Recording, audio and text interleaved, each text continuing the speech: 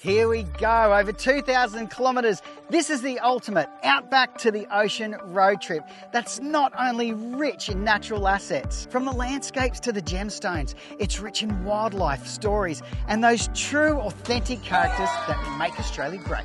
We start our journey 80 kilometres north of Alice Springs as we turn off the Stewart Highway and onto the Plenty. If you look at a map of Australia and you poke your finger in the middle, that's pretty well where you'll find us, the Central Gemfields. On this road trip, we'll be discovering zircon, garnet, opal, kyanite, sapphires. And we'll come face to face with dinosaurs, thunder eggs, and who knows, maybe even some gold nuggets. What an incredible journey we've got over the next 10 weeks, and we can't wait to bring you along with us. Season 9 starts now! Woohoo!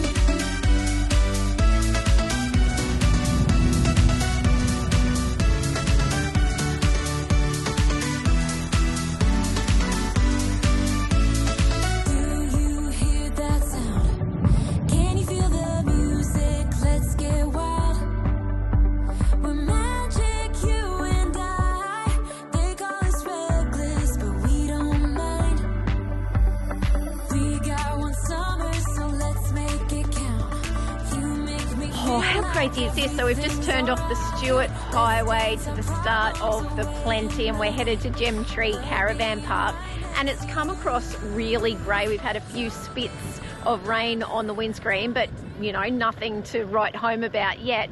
But it's cold and windy. Like, we've literally gone from 38, 39 degree days just 2 days ago, and I just checked the temperature now and it's 20 degrees. Now look, I am a Queenslander, so you know 20 degrees is cold, but goosebump cold after being up in the top end and having those beautiful tropical warm temperatures. So I don't know. We didn't put any diesel in the heater, so we might have to pick some up at Gemtree, I think, to keep somebody happy in those early starts of a morning that we have. Anyway, here we are.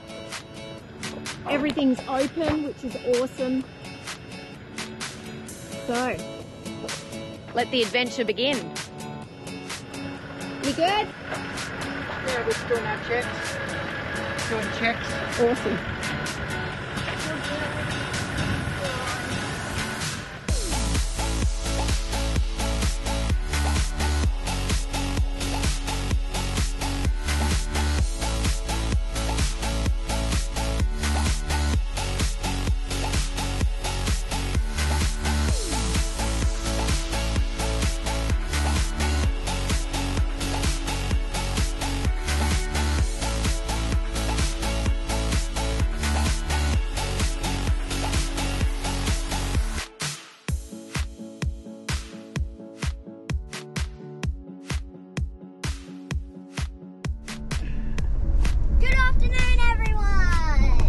Good afternoon. Righto, Jasperini, we are on an adventure. I am super excited about this. It's going to be awesome. What are we on, Katie? We are about to head out and try our luck at fossicking for zircon. Yes. We are total zircon newbies, don't even know what it looks like or really what it is. So this is going to be an educational afternoon, but we're headed out with Rich, Laura and Connor, who all work here at Gemtree, so we're hoping for a bit of insider knowledge, to be honest. Yes, and we are just about to join the little tag along here. Fantastic. And you can book in at reception here at Gemtree if you want to, you know, get the insider knowledge, get your hand held and go on one of these tours, which is what we're doing.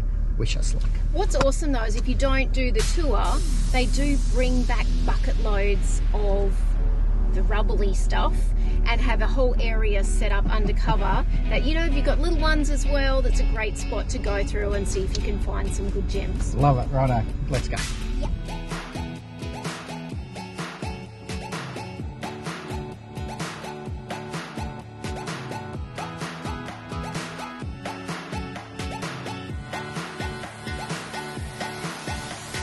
How good is this? Okay, we are out at a local's favourite fossicking location, this one. It's called Zircon Flats. I've got Richard here. Mate, I got told that they call you Mr. Zircon. No, that's a lie.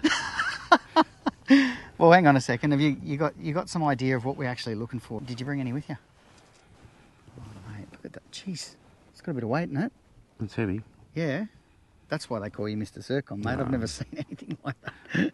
That is fantastic. Okay, so that's what we're going to be phosphate. Well, we're going to be looking for that. Like, that's a crystal top, so yep. If we're lucky, we'll find that. But we've got all these, be finding stuff like that with all different colours. So, some of them are no good, but there's a couple in there that are reasonable. Hang on, you dropped that one. Oh, that's all right. Finders keepers, right? Yeah, is that right, mate? Just put it in So that's what we're looking for. All right. And so what's the process? How do we go about this, mate? Well, do you want to wander down here? Yep. Righto, Jasper. You're going to be doing most of the digging, so pay attention. Yes. So we've got this topsoil layer, and then all down here we've got all this rock layer down to this, I presume it's an ancient creek bed, and we're going to be digging that. Okay. So once we dig that, we put it in the bucket, and then we take it back up there. Okay. And we sieve it and wash it. Fantastic. And then sort it. And then sort it. Yeah. And is there a grading process, or how do you know? Because the sun will tell us when we wash them. There'll be ironstone and quartz and all other stuff in there, which is rubbish. Okay. But when you clean a zircon and the sun shines on it, it's very easy to tell. Okay. Yeah. Fantastic. All right. So really, it's just a bit of elbow grease now. Get digging. Okay. Righto, get the troops in.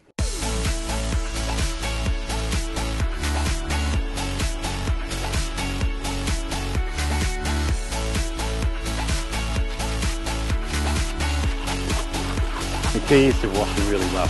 Okay. That's not wet. I think I found corn.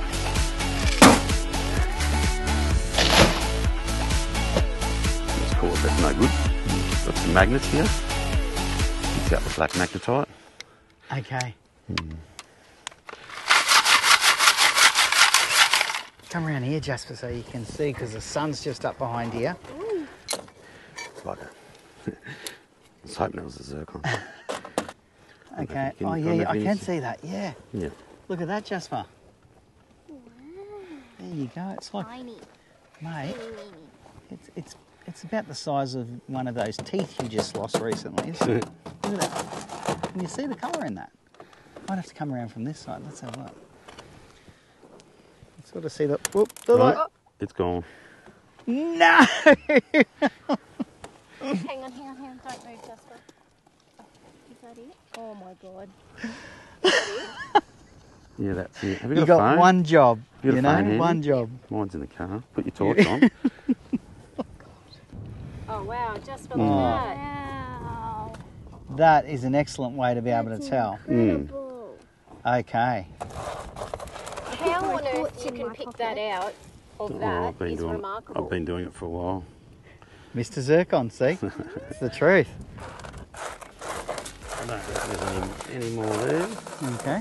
but one's better than none. Yeah, that's cool. Righto, your turn. Get then. digging. Your turn then. Here comes the light. No. Yep. Are you ready? Oh, that's First, zircon. boom.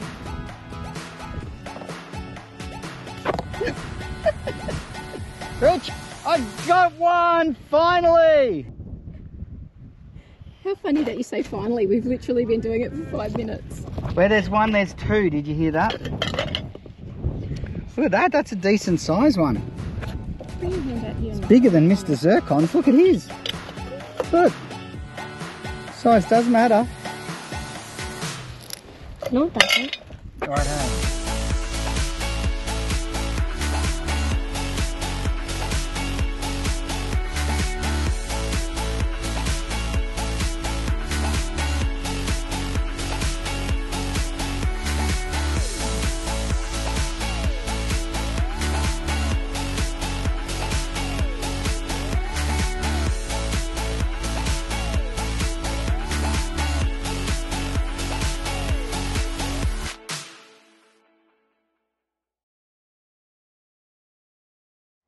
Gee, we had a great time out there getting those zircons. Oh, I know. So good. I mean, it's treasure hunting, and so it's addictive. You just, one more sieve.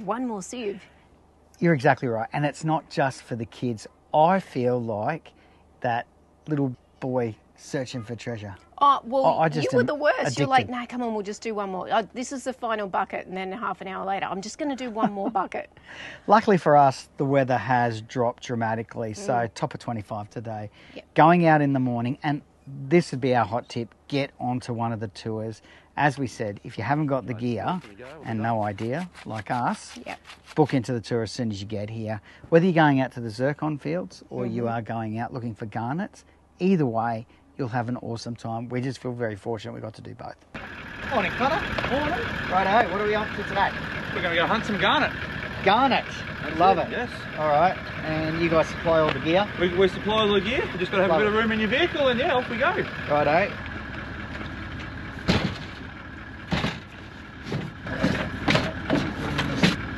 We are good to roll. Let's do it. Oh, so good. Yeah, exactly. And they provide all the gear on those tours as well. And the knowledge that comes with it, you know, of what you're even looking for. Because I tell you what, they just look like dirty rocks, don't they? Like, you don't pick them up off the ground and go, oh, there's a good one. Kate's got a couple of keepers. She's already snaffled them. Yes, Richie said we picked up a few good garnets. I'm very happy about that. Look out. Could be some new jewellery. Some new earrings, maybe, doll. Righto, let's tell you about Gemtree, because as far as an outback, authentic bush camp, this would be the pick. We absolutely have had an awesome time here. Yeah, look, we love it, and it is exactly that. It's that perfect blend of feeling like you're bush camping, but then you've got access to all of the facilities that come along with a caravan park, like power, which is awesome for the aircon, water hookups if you want. They do have a large number of unpowered sites as well, so you can roll into those. And if you don't have your RV with you, they've got motel-style rooms and a handful of cabins scattered around the grounds as well. There's even a pool. There's even a pool. I know, amazing. And look, you can get fuel here. There is the Gem shop here at Gemtree. So if you're not going out fossicking, but you still want that beautiful memento, whether you want raw or polished, you know, taking it as an already finished piece, they've got plenty on display there that you can check out as well. Yep. And a great cafe, and we can vouch for the Devonshire tea. Oh, yes, that was delicious. Freshly baked hot scones with as much cream and jam as you could hope for. Perfect. All right, we are about to get ourselves really raring to go, because the Plenty Highway is about to run out of bitumen, and then we've got 480 odd kilometres of some pretty serious remote dirt roads ahead of us. So I'm going to do underbody, underbonnet checks. I'll talk and walk you through everything that we do, all of the tyre management that's essential if you are going to be taking on an outback remote drive itinerary like this. We're also going to clean the solar panels. I say we, well, that's Katie. Yes, and boy, I tell you what, they need it after being out here in the Northern Territory for the last few months. They definitely need a good clean. Sure do. And we're going to also clean the back of the van and get an outdoor open air outback cinema tonight. There's a group of kids here, a few new friends for Jasper, a few new friends for us, and we actually have some friends that'll be joining this Plenty Highway journey with us. So we'll have a campfire, a couple of drinks, get up tomorrow, prepare, boom, hit the road. This is going to be an epic adventure.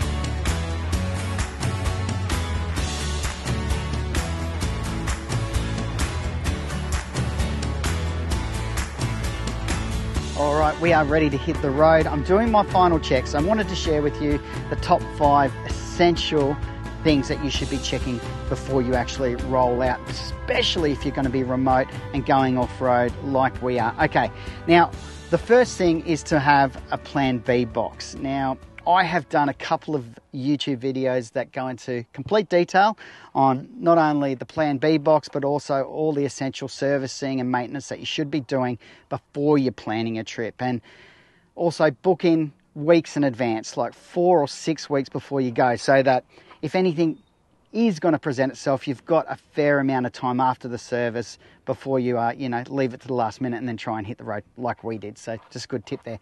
In the Plan B box, a couple of things that I needed to top up was the fuel filter and also the air filter. So fortunately for us, we're going to be in convoy with another family, and that's Ben and Deanne and their 3 little ones. So we're looking forward to sharing some time with them, and we'll also intro them in a couple of episodes. But they picked those up in Alice, and then that means now I know I've got everything in that Plan B box. So that's number 1. Number 2, a fantastic tip that we got from Tony Davies, who runs Australian 4x4 Treks. He's a 4-wheel drive instructor and trainer, and he also does tag-along tours all over the country. And so he said, I want to show you under bonnet, under body. I won't go into the full detail, but the basis is that if you are checking every single day, then chances are, whether you're a mechanic or not, you have a clue or not, that you'll notice if something is out of place or if something doesn't look right. But the clear things are to check all your fluids, okay? That's basic stuff. You can check your air filter if you want, as you're getting out onto these dusty, dirty roads. Check your battery. Terminals haven't come loose. We met a couple there out at Kings Canyon, if you remember, last year, and they had rattled off. That's how bad the corrugations were. Hopefully we're not going to have that sort of conditions out there on the Plenty. But then when you're looking there, you can see if everything's in place. Under body is the same thing, checking your suspension, making sure that everything looks like it's in place and that nothing's hanging down. Okay, that's just a basic outline. The third thing is your tyre maintenance and tyre management. Now, we are going to be doing 100 kilometres on the bitumen, and then we've got about 400 to 500 kilometres of dirt road. And there's, these little teasing moments where there's, 30 kilometres of bitumen, then another 180 kilometres of dirt, and then 5 kilometres of bitumen. But anyway, we'll show you that as we're going along. But this one I got from Adam Meredith, who was one of the chief fireys down there in Tasmania. He said they do the 4 Cs every single time before they are going out onto in their fire truck. So this is a daily check for them. 4 Cs are check when cold, check the caps, check the condition, make sure that you haven't overinflated, which means you're probably getting bald in the middle, or underinflated. You might be getting bald spots on the outside, or feathering. You might have a balancing issue. That's checking the condition of the tyre.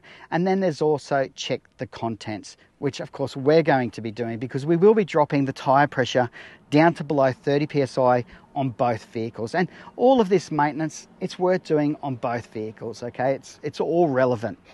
Finally, in tyre management is to get yourself a torque wrench, okay? And check with your manufacturer, with the van and the vehicle, what you are going to set that torque wrench at as far as the Newton meters, okay? And for us, it's 120 on both vehicles, so that keeps it pretty easy for me. All right, number 4 would be to make sure that your mirrors, yep, good old MSA mirrors, and your windscreen are clean before you set off, and that you got plenty of water in that windscreen reservoir to make sure that you can manage keeping it clean as you're going. Look, Katie takes on that job, which is great. She's pretty precious about her mirrors, and so she's going to look after that. Another thing that I'll mention just in here while we're talking about visibility is to drive with your headlights on, okay? Particularly when you are out back, even if you're on the bitumen. Driving with your headlights on means that people can see you, okay? And the weather conditions can change. The wind can whip up, the dust can whip up. Up there in the Cape, it's unbelievable how limited your vision is. If you've got your headlights on, you've got more chance of being visible. All right, the final thing, number 5, is to make sure that everything is secure. If you've got stuff up on your roof racks, making sure that things are locked in place, making sure that the things in the canopy aren't going to fly around, making sure that your spare tyres and everything is secure and where it's meant to be. And that is exactly the same for the van as well. Just secure everything and double check it. And when you stop for a cup of tea and a wee, or you stop at a roadhouse or whatever, do a walk around those vehicles and double check everything. Okay, the other thing I wanted to talk about are these little guys here, the tyre pressure monitoring systems, also known as the TPMS. Now, we use iCheck. I've already done a review on these, but they've released the next generation. So why would I go to the trouble of upgrading to the next gen? because they've become super intelligent. Okay, we love this. What they've done now is they've removed the need to set a four-wheel drive, an on-road and off-road measures or benchmarks. Basically, when you unscrew that tyre pressure monitor sensor and you change the tyre pressure by deflating or inflating, it sets a new benchmark. You just put the cap back on and now that is where the pressure is set. Now, if you increase that pressure through the monitor by 25% or you decrease it, it starts to deflate by 15%, the alarm is going to come on in the front of the cab and you know that there's going to be something wrong, and hopefully you can stop and get to it before it delaminates or explodes or cause you a greater problem. So we love that inclusion and what they've done there. Look, you may need, if you've got like us, a pretty big rig, we've got the 10 set, so 5 tyres per vehicle, including the spares, all have a monitor on them. But we also have got a signal booster. Now, we have not needed to install that, okay? But some people have said that they do. So you can check that out for yourself. All the details are online. The other thing that I'm going to be installing, I know I'll do a bit of a video on that as well, is these wheel bearing sensors for your caravan. Industry first, world first, brilliant. Can't wait to check those out because that could save you a lot of heartache as well. And then there are other products that we've already talked up, but it's their digital tyre pressure reader. And then also, this is the Pro Series. I've tried both, but we love this because it's the complete kit, the automatic tyre deflators. All right, guys, I think that's enough talking. We're going to get on the road. We'll get the kids all sorted, get a bit of lunch, and then we've only got 200 kilometres, 100 kilometres on the bitumen. Say goodbye to that, and then 110 kilometres on the dirt, and we'll be into camp. Thanks for watching. Please do like, subscribe, and share our channel. And if you'd like more information on full-time RV travel and living, visit our website, thefeelgoodfamily.com. There you'll find loads of free resources, our weekly podcast, caravan cooking recipes, and much more. We look forward to seeing you next week. Take care of yourself and your family, and happy trails.